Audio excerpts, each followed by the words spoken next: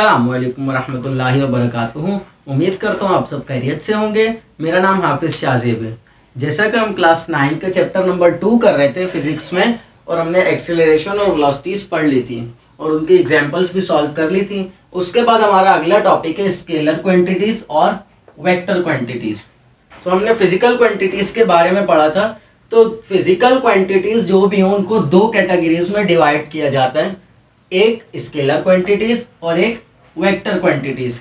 Scalar quantities क्या होती हैं? Those physical quantities which have a magnitude but no any particular direction is called scalar quantities। मतलब वो quantities, वो physical quantities जिनमें कोई ना कोई मैग्नीट्यूड हमें गिवन हो और सुइटेबल यूनिट भी गिवन हो पर कोई डायरेक्शन गिवन ना हो, वो कहलाती है scalar quantities. No any particular direction.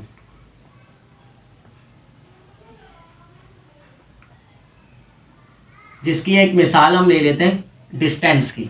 जैसे डिस्टेंस और डिस्प्लेसमेंट पढ़ते वक्त हमने कहा था, जो डिस्टेंस इस पॉइंट से लेकर हमने इस पॉइंट तक जाना है पर हमें कोई डायरेक्शन गिवन नहीं है, हमारी मर्जी हम जहां से जाएं, घूमते फिरते हुए कहीं से भी चले जाएं, ये क्या है? एक स्केलर क्वांटिटी है। तो डिस्टेंस एक एग्जाम्पल है स्केलर क्वांटिटी की, मतलब जिसमें हमें डायरेक्शन गिवन नहीं होती। डायरेक्शन गिवन ना हो, हमने दो पॉइंट्स हमें गिवन हो, जो इस पॉइंट से लेकर इस पॉइंट तक जाना है, तो ये स्केलर क्वांटिटी कहलाएगी। इसकी एक और मिसाल टाइम। टाइम भी हो सकता है। टाइम कैसे हो सकता है? अब हमारे से ये पूछा जाए टाइम क्या हो रहा है, तो हम बोलते हैं 6 बज रहे हैं, 5 बज रहे हैं, 4 बज रहे हैं।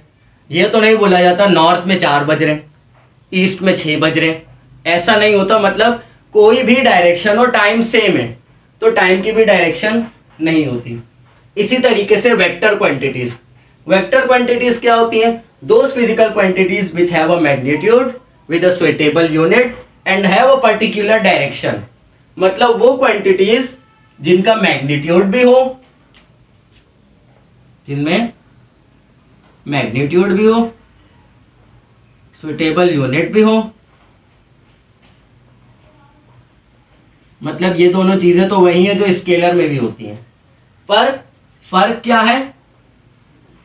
Particular direction. मतलब हमें डायरेक्शन बता दी जाती है, जो ये इस पॉइंट से लेकर आपने इस पॉइंट से लेकर इस पॉइंट तक जाना है और इस रास्ते से जाना है।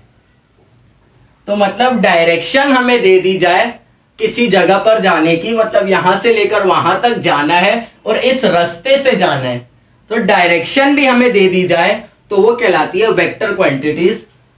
इसकी एक एग्जांपल डिस्प्लेसमेंट।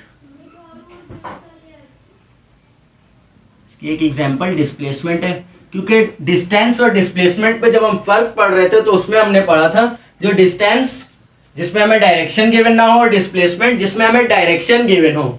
सो अगर डायरेक्शन गिवन हो तो वो वेक्टर क्वांटिटी, और अगर डायरेक्शन गिवन ना हो तो स्केलर क्वांटिटी। सवाल आया डिस्टेंस को भी एस से डिनोट किया जाता है, डिस्प्लेसमेंट को भी एस से डिनोट किया जाता है। दोनों में फर्क कैसे पता लगेगा? जो ये डिस्टेंस है और ये डिस्प्लेसमेंट है, ये वेक्टर क्वांटिटी और ये स्केलर क्वांटिटी है, फर्क कैसे पता लगेगा? जिसका नाम है representation of a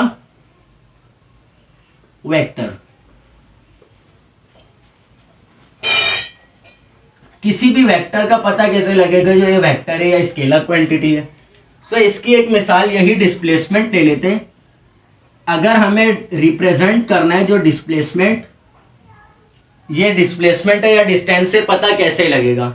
so vector quantities की पहचान है उनको जिसके डिनोट किया जाता है जिस अल्फाबेट से, उस अल्फाबेट के ऊपर एक एरो लग जाता है।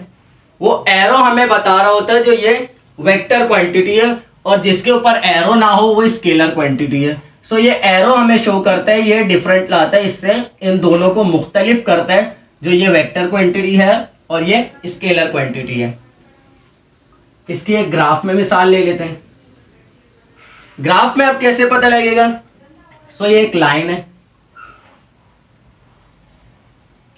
इसका हमें डिस्टेंस फर्स्ट कर ले, गिवन था 3 मीटर और एंगल था 30 डिग्री।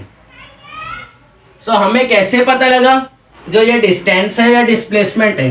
तो हमें ये एरो बता रहा है, ये हमें ये डायरेक्शन गिवन थी, जो इस तरीके से जाना है। हमें 30 डिग्री का एंगल बनाना है, 30 डिग्री का एंगल बनना चाहिए और 3 मीटर इसका मैग्नीट्यूड होना चाहिए।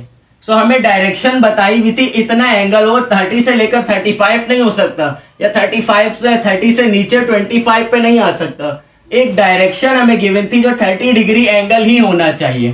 30 से ऊपर होगा तो लाइन दूसरी तरफ चली जाएगी। सो डायरेक्शन अगर गिवन हो तो वेक्टर क्वांटिटी, सो रिप्रेजेंट करने के लिए उसके ऊपर एक एरो लग जाता है। सो उम्मीद करता हूँ आज जो समझाया वो समझ आ गया होगा। बहुत बहुत शुक्रिया। अल्लाह हाफिज।